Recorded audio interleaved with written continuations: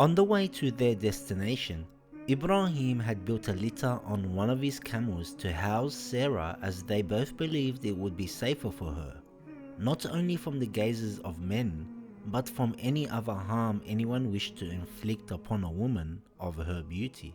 When they entered the territory of the Egyptian king, Arara, they were stopped by a tax collector who was responsible for collecting taxes on all wealth crossing the border in the name of the king. The tax collector assembled all of Ibrahim's and Lut's possessions. When he noticed the litter on top of Ibrahim's camel, he became curious and wanted to see what was inside. Ibrahim refused to allow him to see inside. However, the tax collector persisted in his request. When he eventually saw Sarah, he asked Ibrahim, "Who is this woman to you?" Ibrahim replied, "She is my wife." The tax collector stated, "I cannot allow you to proceed until I inform my king about your situation." So he sent a messenger who quickly returned with orders to bring Ibrahim to the king. Upon their arrival at King Arara's court, the king demanded that Ibrahim open the litter. Ibrahim objected, explaining, "My king, my wife is inside. If you agree, I am willing to give you all of my possessions if you simply refrain from opening the litter." However, Arara remained insistent. When he saw Sarah in the litter, his curiosity overcame him, and he reached out to touch her. Ibrahim, feeling his honor was about to be violated, turned his gaze away and quietly prayed, "Oh God, stop his hand from touching my wife." Arara's hand froze just before reaching Sarah's face, and he couldn't move it any further or pull it back. In complete shock, he turned to Ibrahim and said, "Did your Lord do this to me?" Ibrahim replied, "Indeed, my Lord is full of honor and detests wrongdoing. It was he who prevented you from committing the sin you had in mind." Arara begged him for forgiveness. He said, "Please, ask your Lord to give me my hand back. If he does, I give you my word, I shall not touch her."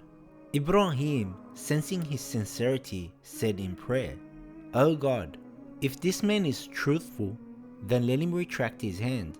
The king's hand was freed, and he pulled it back, looking in amazement at Ibrahim. He was impressed by Ibrahim's honor and the power of his God. The king assured him, "No one in my kingdom will harm your wife or touch your possessions." The king continued saying, "I would like your permission to offer your wife an Egyptian maid, one who is both beautiful and wise." Ibrahim agreed, and Arara gave her his slave named Hajar as a gift. Ibrahim expressed his gratitude to Arara and shared some wise parting words of advice. Afterward, he, Sarah, Hajar and Lut gathered their belongings and continued their journey. They settled in an area known as Hebron. He specifically chose this location because it was situated at the crossroads of trade routes connecting Yemen, Syria and Iraq. There, he built a house and established his property.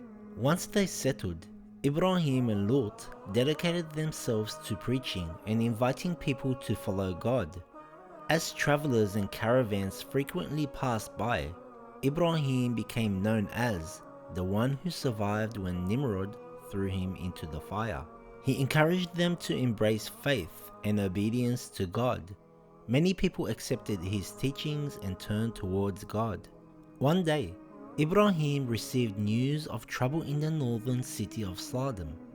People started to complain to him about their extreme immorality. In response, he chose to send Lut as his deputy to go there. Lut's mission was to warn the people and lead them back to the straight path. Ibrahim devoted many years to serving God. He helped the poor and hungry generously with blessings he had received. At night, while others slept, he spent long hours worshipping God. God revealed 20 different scriptures to Ibrahim, containing wisdom, moral teachings, and a code of law that would replace Nuh's law. These texts became known as Suhuf Ibrahim, the scriptures of Ibrahim.